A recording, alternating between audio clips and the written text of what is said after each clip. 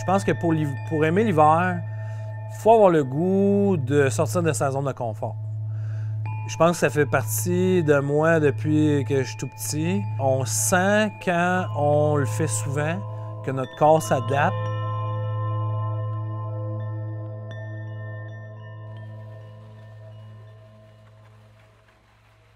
Murdochville, c'est intéressant parce que c'est une ville qui est en plein centre de la Gaspésie, donc dans les montagnes, environ 40 minutes des Chic-Chocs.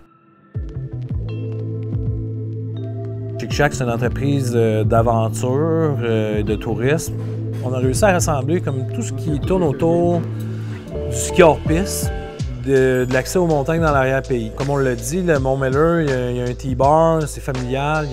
Quand on sort du Port-Feuille, là, on a des services guidés, puis ça commence par, potentiellement, tu peux être guidé en peau de phoque, avec des notions de risque d'avalanche, des notions de choix de route, des notions de groupe.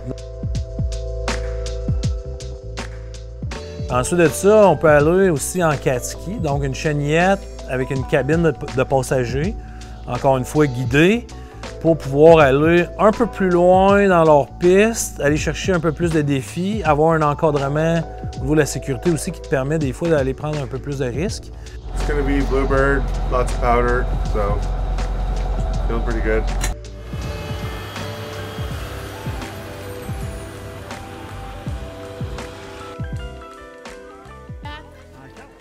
C'est ça, K.O., des fois, avec l'école, souvent ils viennent glisser, c'est sûr, ça a tout été facile à faire, mais là, on commençait à venir aussi avec les pots de phoque pour initier les jeunes en ski puis en speedboard.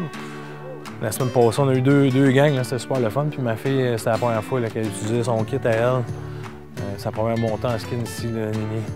C'est bien trippant de pouvoir faire ça sur son cours d'éducation physique.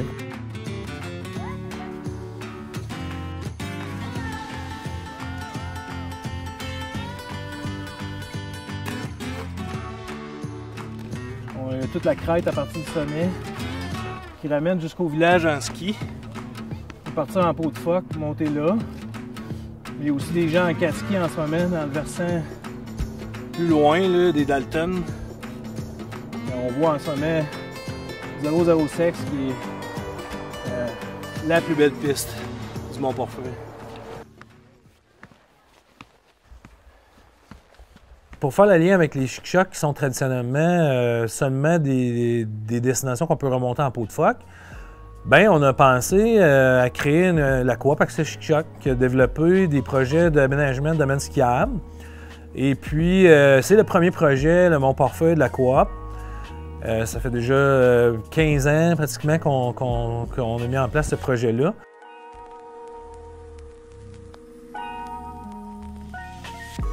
Pendant la nuit, l'humidité du sol est remontée en surface pour créer des cristaux. Puis ces cristaux-là, ils sont forts en compression. Ils peuvent accumuler beaucoup de neige. Mais ils sont faibles en cisaillement, donc éventuellement ils vont casser. C'est ce qui peut causer des grosses avalanches.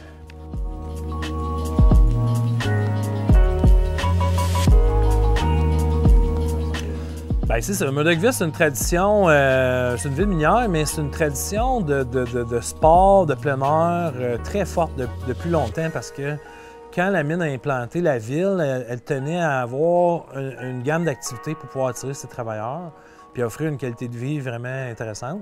Proximité de nature vraiment importante, que ce soit la chasse, la pêche, les lacs, mais aussi avec le golf, la station de ski, l'aréna, à proximité, tout à pied pratiquement. Autant pour les enfants, les familles, c'était vraiment extraordinaire le milieu de vie qu'il y avait ici. Ici, on voit bien là, la relation entre la mine et le ski à Murdochville. Des hommes qui ont sué pas mal à travailler dans cette mine-là. Là, en principe, le plan de Stico Metal, ce serait de déménager la montagne qui est en fait le mont Copper, qui est situé à côté du dépôt. C'est quand même impressionnant d'imaginer que cette montagne-là pourrait disparaître. Là.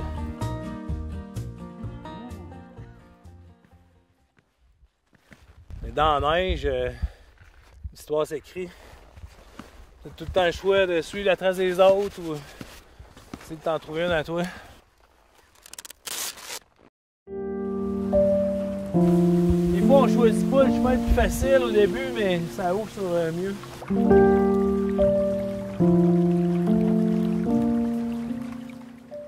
La station de ski, selon moi, joue un rôle vraiment important à Murdochville, tant au niveau social que sportif.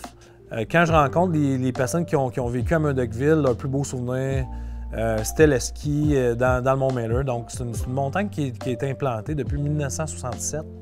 Une des premières montagnes avec une remontée mécanisée dans l'est du Québec.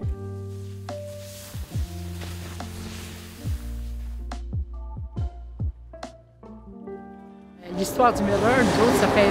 Écoute, on a commencé à skier à l'âge de 5 ans, à peu près, là. Et puis, on a commencé avec un câble, hein, c'est une grosse corde où on montait sur une butte jusqu'au premier, si tu veux, là. Et puis ensuite, on a eu le Tibar. Mais on a vu, nous, chaque côté du Tibar, là, des 8 pieds de neige chaque côté, là.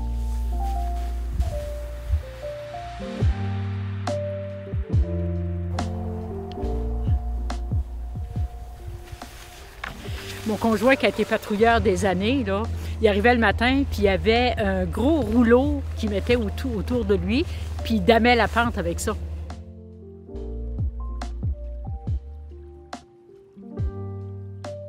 Puis après ça, comment tu as vécu ça, toi, la fermeture, puis le... Très difficile. Ouais. Ça a été très, très, très difficile. Ça a été difficile au niveau de la population, Ouais.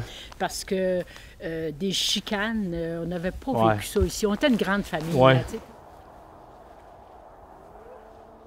Mais nous autres, on l'a senti, hein, quand on est arrivé, on sentait qu'il y avait beaucoup d'animosité dans le village, mais Beaucoup.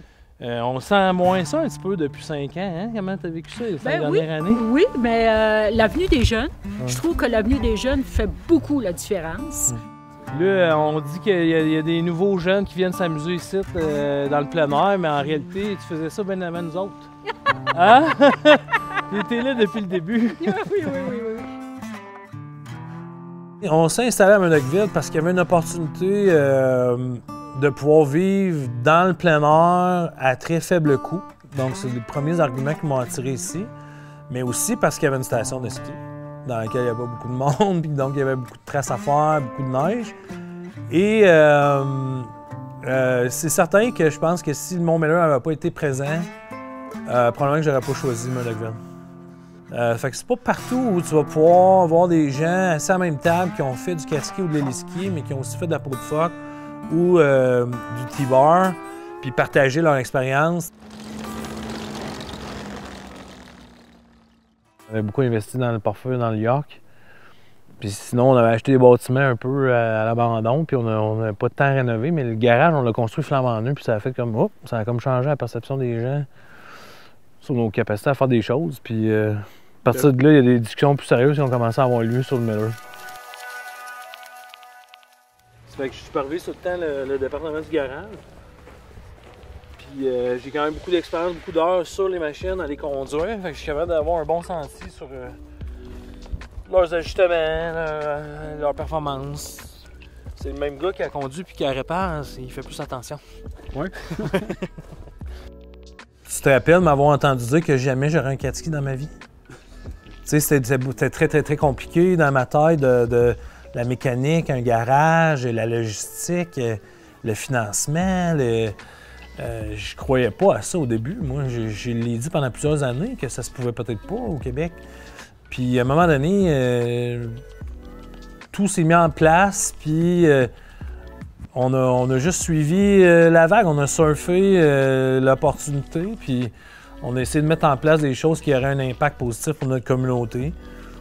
Ça n'a pas toujours été facile au début de se comprendre avec la communauté de Murdochville. Puis c'était pas évident pour eux de croire que nous, on allait venir ici avec rien dans nos poches puis tout changer ça. Avec de la patience, de la résilience, on peut arriver à se comprendre. Puis à partir de ce moment-là, tout est possible.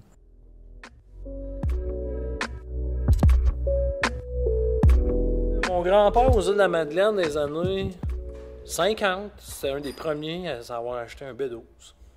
Puis lui, son trip, c'est d'amener le monde à la messe le dimanche. Puis, 50 ans après, son petit-fils, il a dit « Oh, on va acheter des 4 skis, on va les emmener skier. » Ce qui était drôle, c'est que Papa, lui, il n'a jamais qu'il aurait imaginé que le monde aurait pu faire ça pour s'amuser, tu sais. Mais on est passé par le même trip.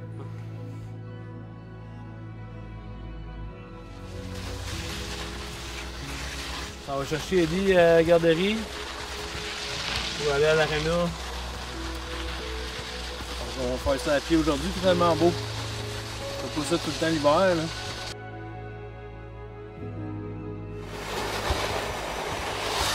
Je vais t'enlever ton permis si tu pèses tout le temps ses breaks. T'auras plus de permis de course ski.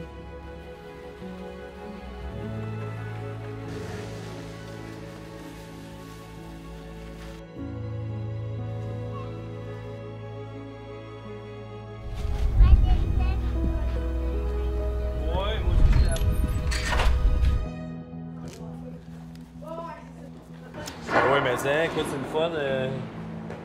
Ça les fait dépenser de l'énergie avant le souper, puis après ça, ils dorment, ils sont fait à coucher. L'année prochaine, Eddie, il va aller à l'école, mais il va connaître tout le monde déjà à cause du hockey.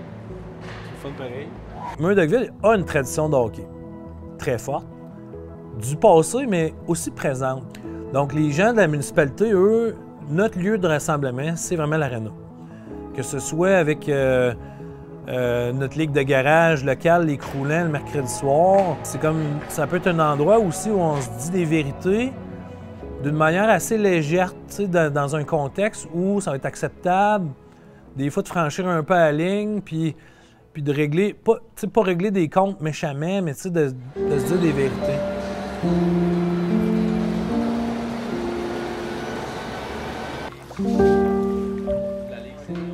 Ben, c'est le fun. Ken, il vient pas souvent, c'est mon grand chum de hockey.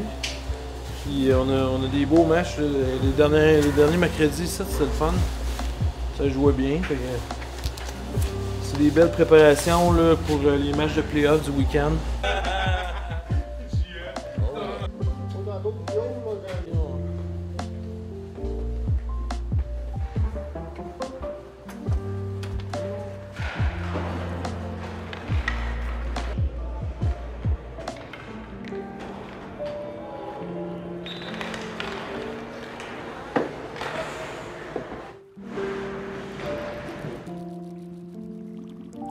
Quand on joue dehors en ski, on se voit pas tant que ça, nous autres, dans leur piste. On s'éloigne, on veut justement être loin des autres, on veut être tout seul, on veut être exclusif, on va avoir un accès exclusif, mais après ça, ça nous force à vouloir nous rassembler aussi. Puis c'est là où, pour moi, le Chic Shack, l'église dans laquelle on se retrouve aujourd'hui, elle a pris vraiment, tu sais, comme ses racines, c'est de ce besoin-là d'ensuite vouloir se rassembler, puis fêter, puis profiter du fait qu'on a dépensé notre énergie dehors. Pour moi, c'est une évidence.